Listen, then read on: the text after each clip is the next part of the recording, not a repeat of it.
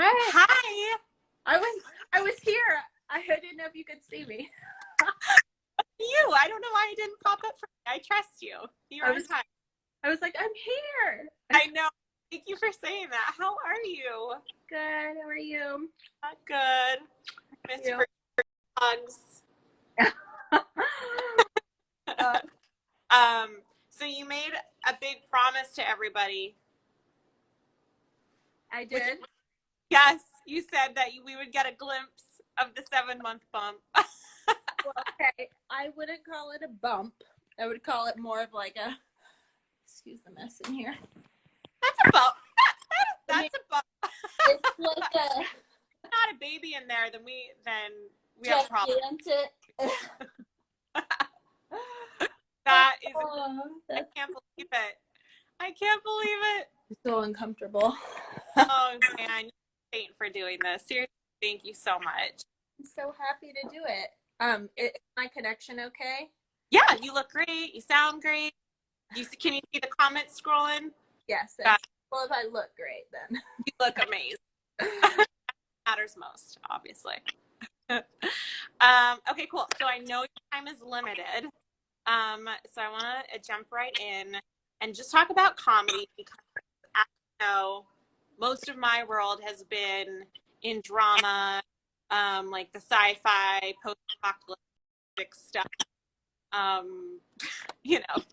So working on comedy was such a fun change of pace and seriously just a breath of fresh air, and it was so much fun. But there's so much that I was kind of learning too that maybe talk about with starting with talking about reels, because I talk about reels a lot there, and you know me, and just I'm always talking about reels, and then I always talk about separating the reels by genre, so for example, the shows that I normally work on, the drama, versus when we're working on comedy, we want to be able to see the actor's comedic ability, Yeah.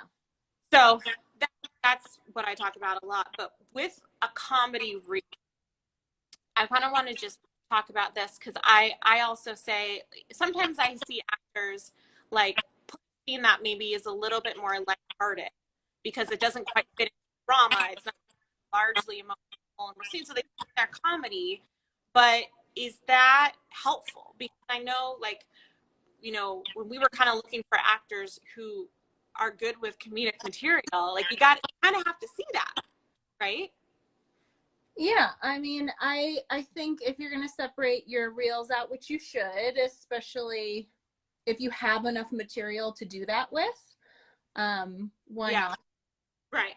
And yeah, I mean, I think there's a lot, it's not so cut and dry, right? You don't have, you might be in a really dramatic scene in a comedic show or movie, or opposite a comedic actor, and you're not really sure where it goes. And I would say it's totally relevant to put a scene from a recognizable comedy in your comedy reel, even if it's not a comedic scene, but you've got to be sure that you're sprinkling in, preferably maybe before the scene, even something that showcases you in a comedic light.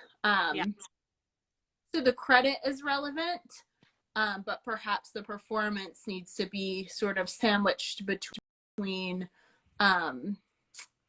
something that is going to show you in a more comedic light in it, because if somebody's clicking on your comedy reel, that's what they want to see. That's what they're expecting, right? So for somebody who doesn't have that much material, what are your thoughts on seeing a lot of comedy stuff that I've seen is maybe self-produced sketches, or I've seen a lot of TikTok clips in people's have you heard of TikTok? Of what clips? TikTok. Oh, wow. Okay. Man. Are you a TikToker? Is that what you're really so busy doing all day? Is making TikTok videos? Oh, TikTok. I thought you said TED Talk. I was like, Wow, I didn't know so many Now, actors were giving TED Talks. TikTok.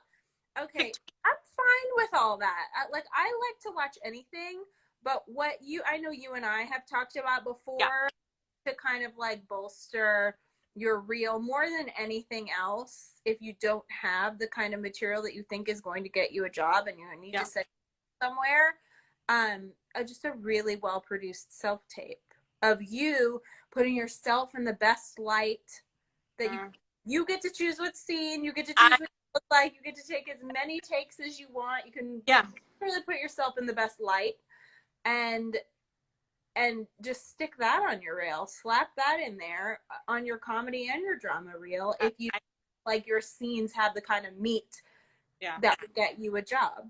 yeah, absolutely. Because I mean, there are really, really great actors out there, and if their footage isn't showing that to us, then they're going to find themselves stuck, you know, because we just don't have the time to strike out in auditions. Yeah. And another option could be, you know, if there's something really pertinent to a role, is to, you know, to supplement if you do have some good stuff on your reel, but you're not sure and you want to supplement self-tape, you could, you know, have a comedy reel, a drama reel, self-tape for this and self-tape for this. Like that could be almost like a mini reel in and of itself.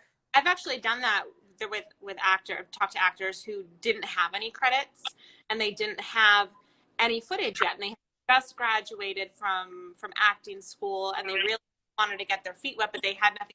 Everyone has to start somewhere, you know. Right. So what she did is she put a lot of great self tapes together, and we called it what it is. It's a collection of self, you know, like not trying to fool anyone. It's not technically a reel, but it's a collection of self tapes. Comedic self tapes and dramatic self tapes, and it's someplace to start, you know, and then eventually you can phase that like professional produced work in and those self tapes out, but you have to start somewhere. And there's nothing wrong with that. We know that more than anybody.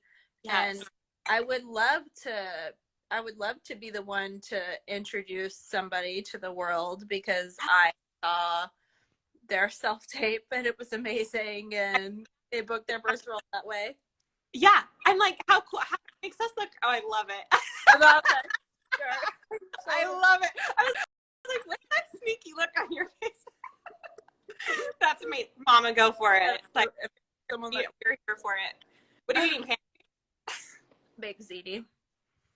Baked ziti. Mm-hmm. I made it. I've completely run out of ideas on what to cook. I'm down to do a whole talk about that. Yeah. We officially have succumbed to takeout or DoorDash daily.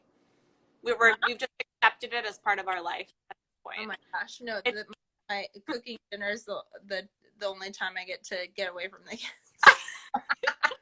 Like we're full on having dinner right now. We're on like a full on date. I love it. Yeah. Okay, that's really good information about reels and kind of solidifies the same thing that I've been talking about. But same for comedy, you know, you want to be able to see that you can handle the jokes, get to the punchlines, because at the end of the day, those are the things that the producers respond to. You know, is like they think they're right. Now they want someone to come in and add maybe their own spice to it or their own flair and punch it up for them and make it come alive. You know? Totally. It's never going to end up the way that you read it. It's never going to end up the way that it is on the page. There's nothing more that people want than for an actor to come in and elevate the material and make it their own. 1,000%. 1,000%. And I feel like that's even more the case in comedy because there's a little bit more to play with. Yeah. You know? Yeah, it's really hard to say in a comedy, like, oh, this has to be this person or this has to be that person. And rarely does a producer or director even come to me with that real strict of a vision in a comedy because comedic actors are just so creative with material that that most of the time a director or producer will come to me and say, we really want somebody to like take ownership of this and make it their own and bring it to life, and based on who they are. And so I think that's a really good way to approach especially auditions for comedy, is to just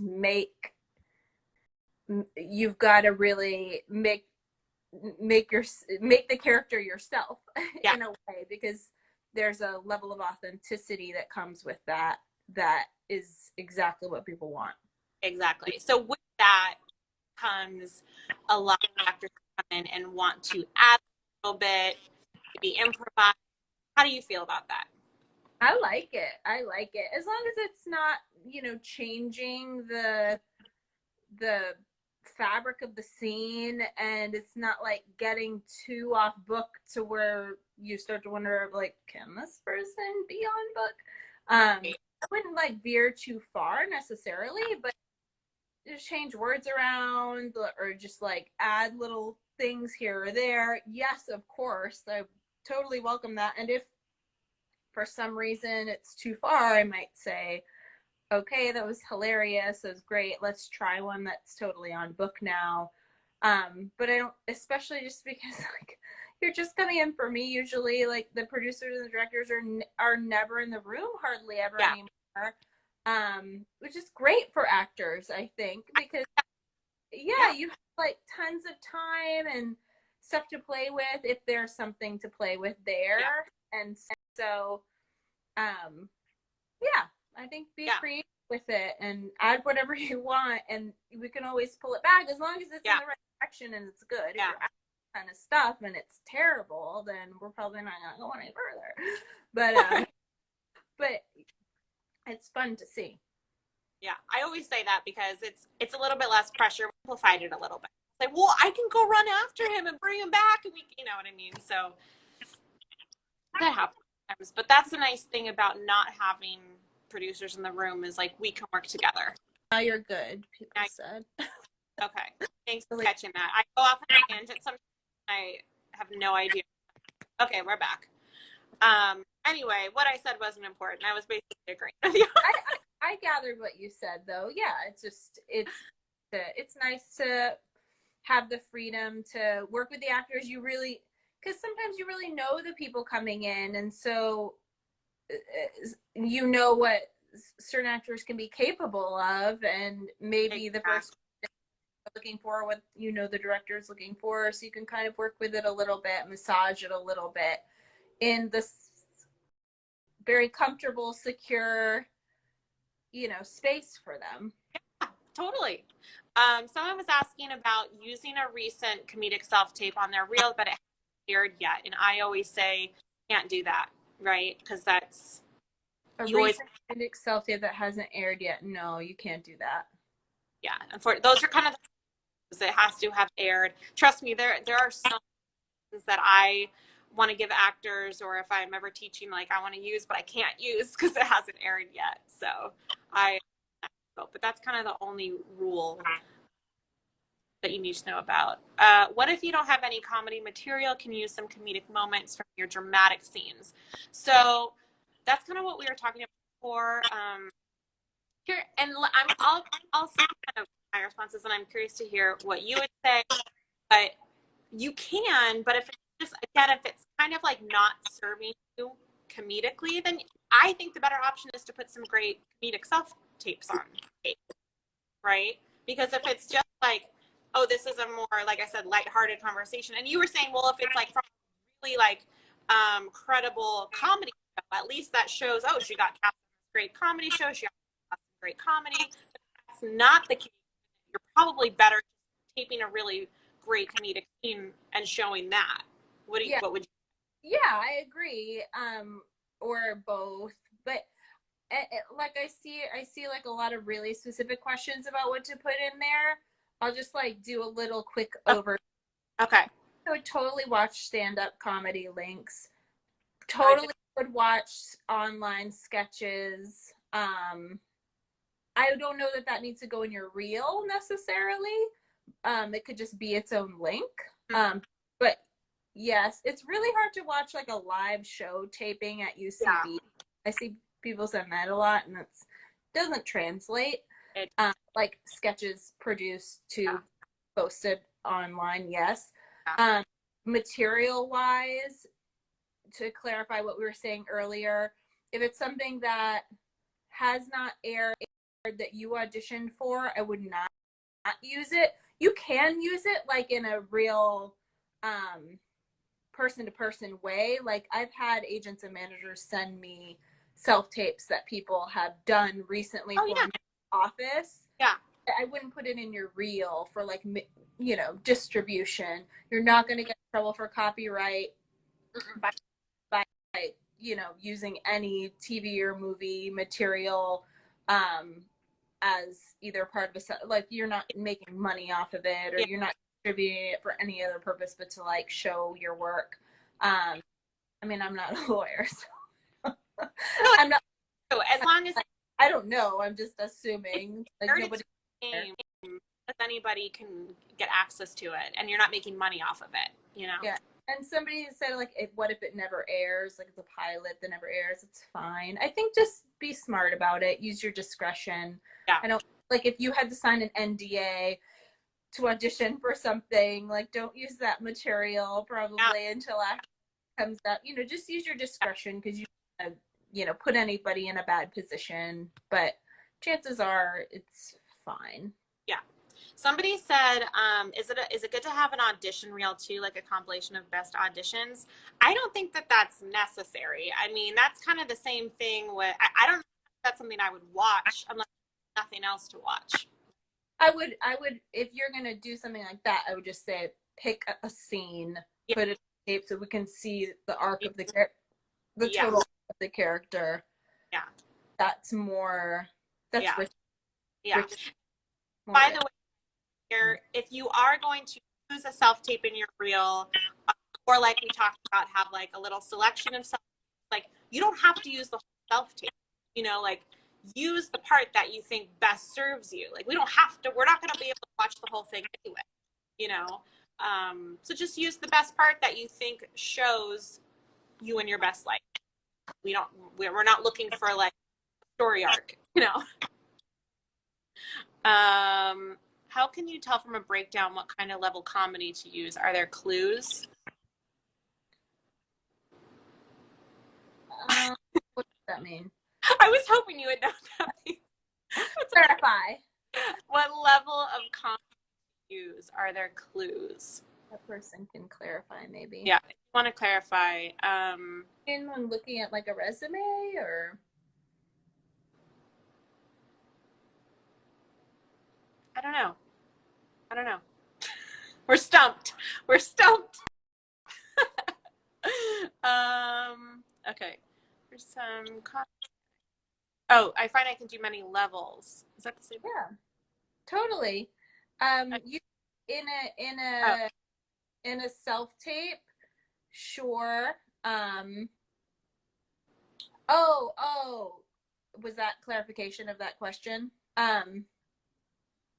Maybe, but someone else said like broad comedy, like subtle comedy.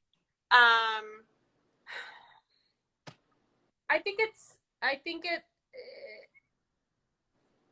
don't know. I don't completely understand the question, but yes, I like to see different levels in the room at least. Yeah. And I think people should have different levels of comedy if you can in your reel, because it is different to be in a really broad comedy or something that's totally grounded and like a sort of like Duplass Brothers type thing. So I think it's good to have both. I agree. A little bigger is maybe more commercial, and but I don't know. I think if you have to like prioritize, I would keep it smaller. Agreed. And I think that's just like what my preference always is, and the people I work for, they're like looking for something really grounded, and you can usually turn that. Yeah. I think it's sort of like having a dramatic reel too. There's going to be different levels of drama. You're going to have emotional vulnerability. Also going to have more straightforward conversational, you know, like Dr. Jargon type roles. You know, like you want to be able to show your ability, but you also want to show range. So it's both, you know, showing your range in drama and also showing that comedy. So I think to kind of just piggyback off that answer is yes, agreed. You want to be able to show that range. Yeah, I think I can't speak to like a multi-level. I've never, or not a multi-camera comedy. I've never even worked on a multi-camera comedy, so I can't speak to it specifically. Just for me, like it always needs to be as grounded as possible. It's only funny if it feels real. Earlier this week, do you like that when actors do that? Do what? When they add a button to the end of the scene? Yeah, if it's funny. Yeah. Right. Good. That's what I say is like be intentional about it. You know, like don't just add one to add one. Like if you have just like a really fun way to button up the scene, go for it. Yeah, it's hilarious. They can be the best part of the scene. Yeah, I feel like we saw so many funny buttons. Like I was because like I said, I haven't worked in a lot of comedy, so I like have time in my life and laughing in the middle of everyone's scene and just the things that they would come up with after. By the way, you're a great improviser. Me? Yes. I love that you like actors. I love it. I have so much fun. That's why I like to read with the actors in the room. Yeah. Because it's fun for me. You know. Yeah. I agree. Going. I don't know why I'm so thirsty today. I'm not normally like feel part. What would you say is the biggest note that you can give in the room? That what? What would you say is the biggest note you can give in the room? It's cutting out right when you say the thing. The biggest note that what? That you tend to give in the room. Oh, probably. Well, it's just it depends on the scene and the person and what they're doing. Probably like the most common thing I find myself saying is to pull it back. Yeah. But that's just gonna depend. It's not gonna apply to you if you're somebody who's already really, you know, has that the forefront in their mind, or just like you're really like grounded actor. Yeah. But yeah, in comedy especially, it's tough. Like I worked on Adam Ruins Everything, which is like very high energy, fast paced. Like there is a level of sort of pacing that you have to hit. Yeah. But even the producers on that always wanted something really grounded because the characters were wild enough. It's almost it's a good idea to think about the character and how wild and outrageous the characters themselves are, because you kind of want to balance that out sometimes. If you have a character who's kind of saying like insane things or off the wall about certain things, it's almost like you have to counterbalance that in a way, because if you really like pound in the energy to that character, it comes across as too much. And so that show was a little tricky because you needed people to be at a certain pace. Yeah. But in terms of like grounding the characters were like sometimes bonkers, but you wanted somebody to really ground that rather than like take it to the next level. Right. I always tell actors in comedy, like, it's funny because it's very serious to them, you know, and to just let the words do the work for you, because sometimes it's really funny. That's something that I probably would be my biggest note is like the lines are funny. Like you don't have to put an exclamation point on it, you know, like let the words do the work for you. Yeah, exactly. And just the like, you don't have to like hit like a pin with a hammer or something. Yeah. I feel like somebody asked, can I scroll if I touch this? Oh, yeah. Okay. Yeah. never done this before. There's some.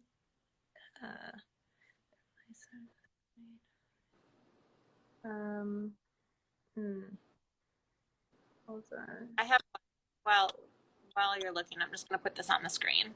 Can you see that? Oh yeah. Okay. Yeah. Okay. Sorry. So There was something I wanted to answer, but I lost. Oh, no, it's hard.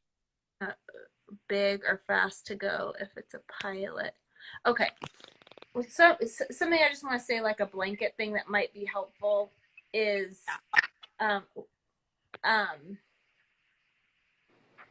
you set the pace. All right. Like when you're coming into a comedy scene, you come in with a plan. I don't have a plan. I mean, I know what, sort of the director and producers are looking for, but usually, like I said early on, they want somebody to come and take ownership of the character. So come and do that and pull me in. I'm usually, that's why I'm saying me. Pull me into your world and you face of the character, and you, like, some people come in and they're so dry, and I love it. Like, it's just so weird. Like somebody might come in and like be talking really fast, and it's like, okay, like it's magnetic when somebody comes in with that kind of confidence, where you're just like, you're the character and we're living in your world. Don't come in wondering what everybody wants, because you're never going to be able to guess. And even if you ask, you can't just flip it on a dime in the moment. Like, just come in ready to like bring what you bring to the character, and we'll adjust if we need to, or if it's right, or if it feels like there's potential. And if it's not, then maybe it's not the right fit, and that's fine too. Don't worry about guessing. Just do what feels like you're finding. Producers don't even know exactly what they're looking for, or sometimes they think they're looking for, and we kind of a little far off from, but we think it's amazing, and then we show it to them, and they're like, "Yeah, I never thought of it that way, but that's hilarious," or "I love where they're at." Yeah, they're always open. Someone said no audio. Can you hear me? Oh, you were cutting in and out for a second, but was it my audio or your audio? I don't know. Are we good with audio, guys? Well, thumbs up if you can hear us. Okay, cool. Thank you. My quotes. What are your what? Someone's they think that's probably helpful for people recapping what I've said. Yeah. That's very yes, thank you. Holding sides. This is something that I don't normally talk about a lot, but a lot of actors are asking it. So just to ask the question, everyone has a different preference. And maybe that kind of goes along with being word perfect, being completely off book. What are your thoughts on having sides? So any question like that, I think is probably just like really specific to me. Yeah. Or like whoever you're asking the question to. I do not care if you have sides, if it doesn't affect your performance, which, like, it probably will, but if it doesn't, that's fine. Yeah.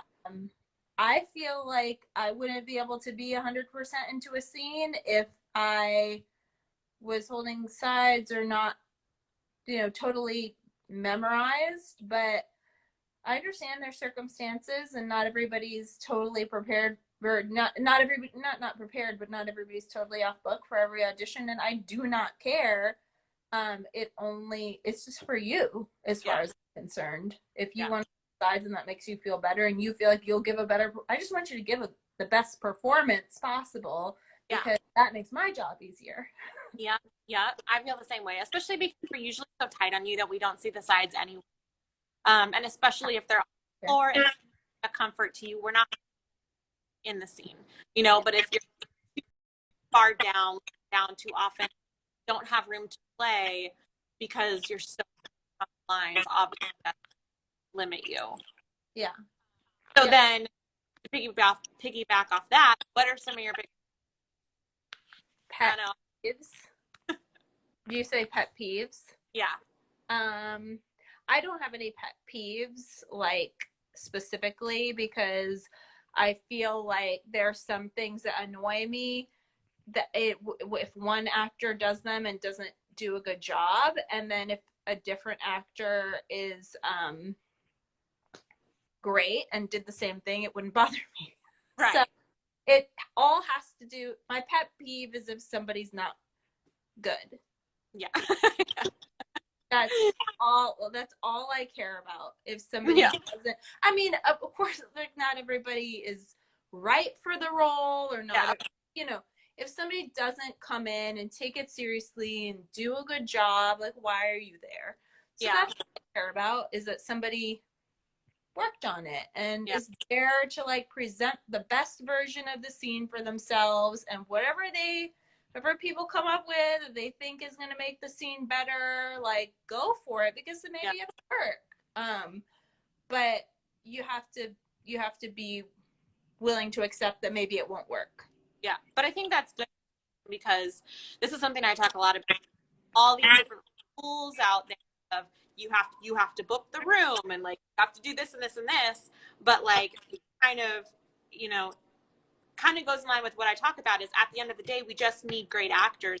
We need the best actor for the job. And a lot of those rules, like, if you come in and you don't book the room, which I'm not entirely sure what that means. I think if any actor on a acting team telling you this, but I think it's like, go for that big CD. I think it's like, you're also coming, like, harboring a little bit of a relationship with the casting director to get them to like you. At the end of the day, like, if you're the best actor for the job, like, I've pitched a lot of, don't be rude, and don't be ungracious, but I'm saying, like, I'm purely looking for the best actor, and if maybe, like, you weren't super bubbly or forgot to thank me, like, I'm still gonna send you producers, because at the end of the day, I want to find the best actor for the job. As long as I don't feel like you're gonna be, like, mean to people on set, or, like, that would translate to my conversation with the producers if I felt like somebody was difficult, but I don't, like, doesn't matter to me. And I'm, like, very into talking to people. You know, like,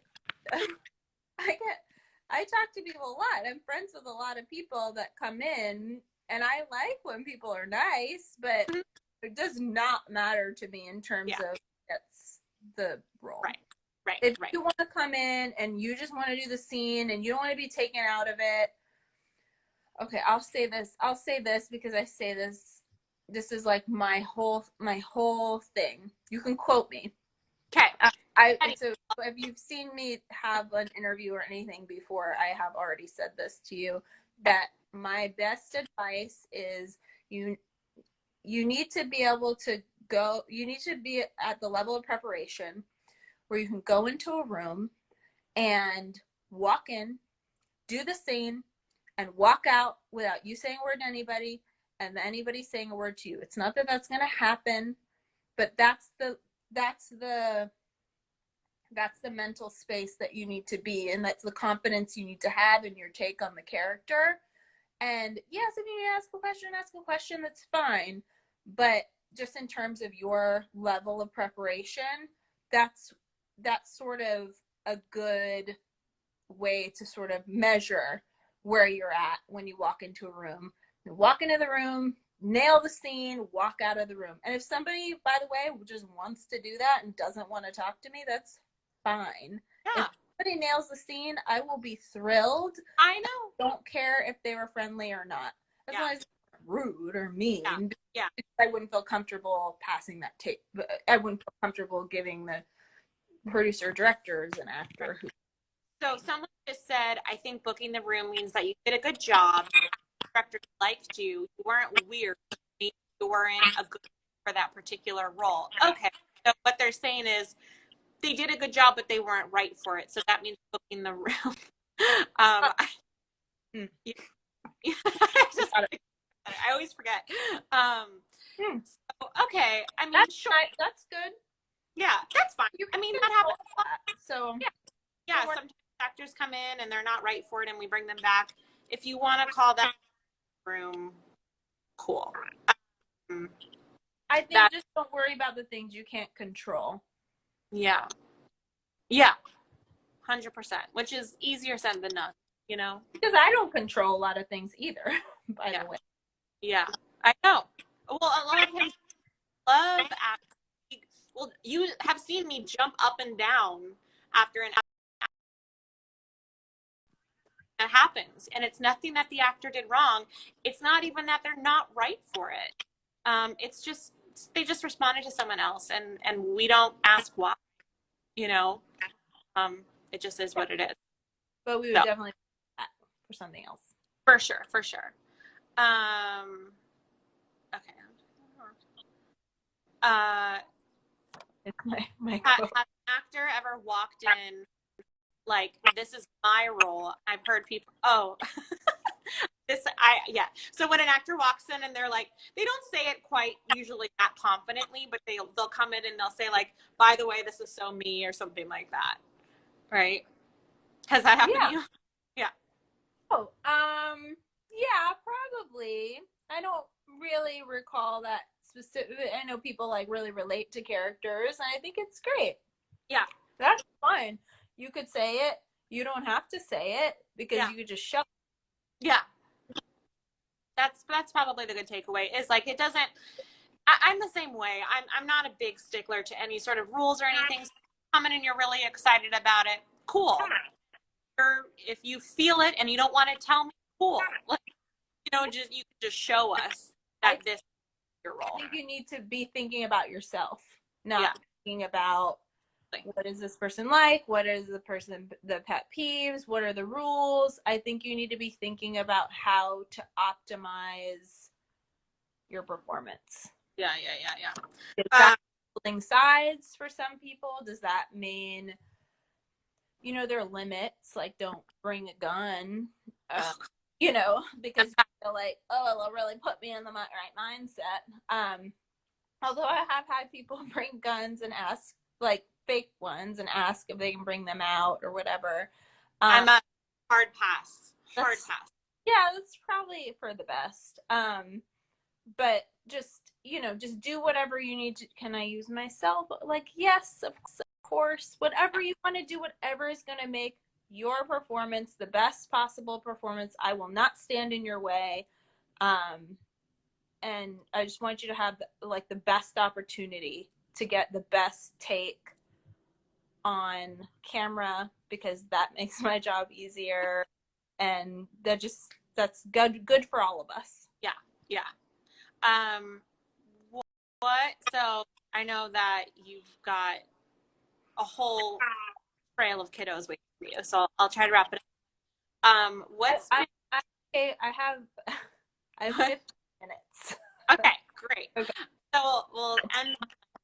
What's been a really fun, memorable casting for you? Maybe with like Adam Ruins Everything, or like a favorite moment where you got to hire someone, and and it was like maybe a really exciting job for them, or just something like that stands out.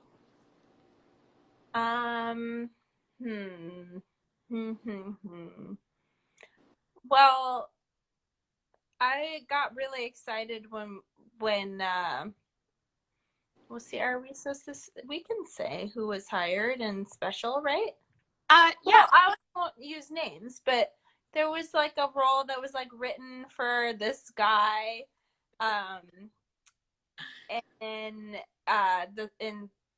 well, I don't know. This isn't that interesting of a story, so I'm not gonna get specific. But it is. Is it? Oh, okay.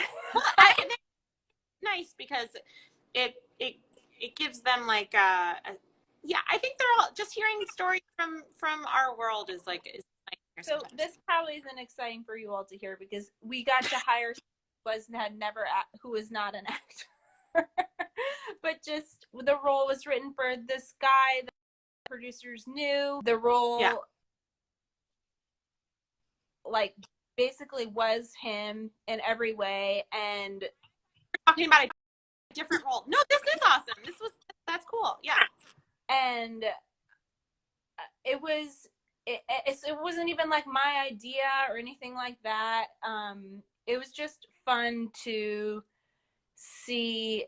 There's a major recurring role in season 2 of Special that was written specifically for somebody that the writers knew, and he had never acted in anything before, and it was a really specific role with specific things, character that this person related to very closely in real life. And it was really fun to like bring that person in, create a safe space for the very first time, auditioning. He was so nervous. Auditioning for something for the very first time and being a part of that process. And it was a little bit of a longer process for him. And seeing it through to the end and kind of being able to like coach him through it. It was fun. It was a really rewarding experience to see. And it wasn't like my idea or anything like that. Just fun to like see that journey and see how open everybody was to different styles of acting and all of that stuff. So I think, I don't know, that was one of the more rewarding things to happen last year. Actors, get very caught up in their credits. And I think agents and managers do this too. They find roadblocks with getting representation because they don't have enough credits, or they're never going to get a guest star role because they don't have enough credits. And this was a guy who didn't have any, he wasn't going to get the unless he nailed it. Like, we know that. And he didn't really have any credits. He had done like a short film, I think. I don't even know if he had a reel. I don't even remember. Yeah, nothing. I mean, we had to tap Hartley, So anyway, but he came in and he was the role. I mean, he was perfect and he was great, so gracious and so kind. And that was a huge role. Yeah, exactly. I'm just going back through to be sure that I'm trying to like answer all the little questions, and somebody do credits matter. Oh, do that, but we kind of not me.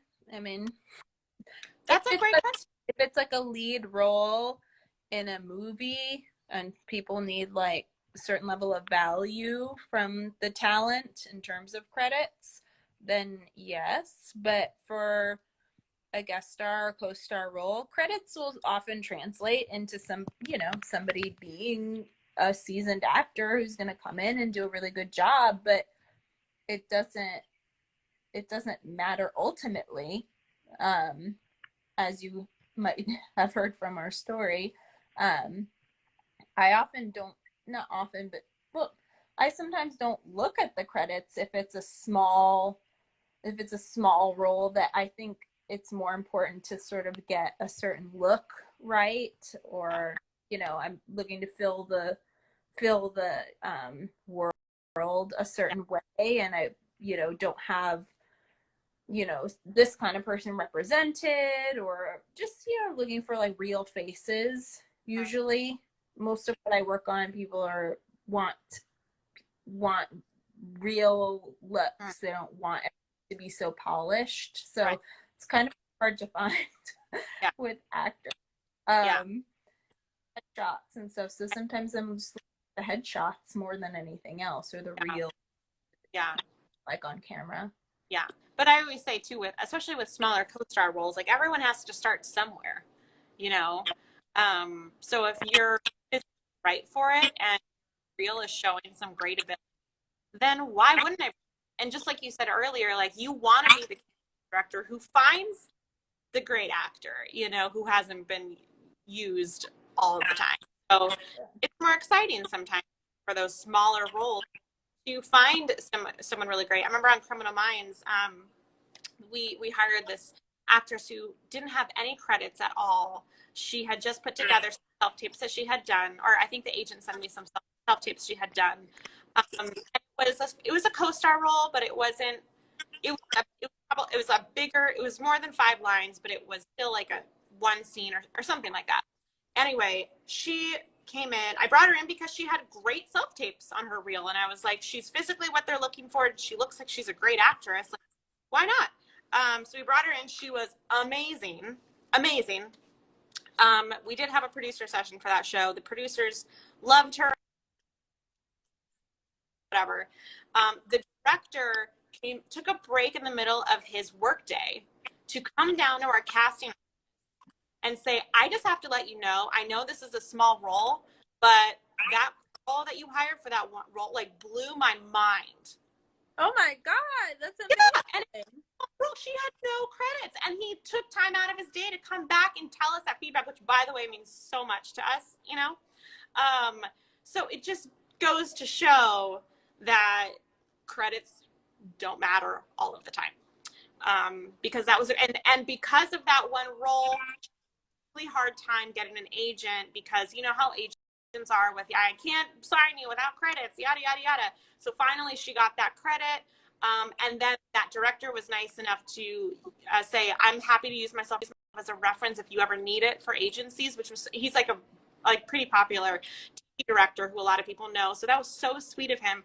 And then she got an agent, and then she started booking more roles, and now she has a lot of great credits under her belt. But like, those are the actors that we'd love to find. Wow. Yeah. That's amazing. Yes, exactly. Yeah. So anyway, I'll leave on that inspirational note. I know you've got it out for you. But thank you so much for doing this. Seriously. This is really nice. So crazy. Hopefully next time there'll be just another one of you in the so nuts. Oh my gosh, totally. It's very weird.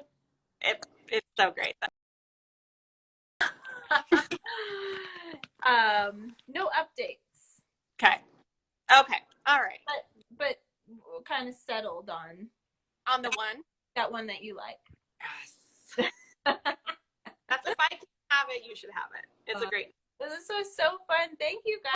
Oh, so fun to see these messages, and that's so nice. I love this. Isn't it fun? Really fast. Goes fast. But I really appreciate all these messages.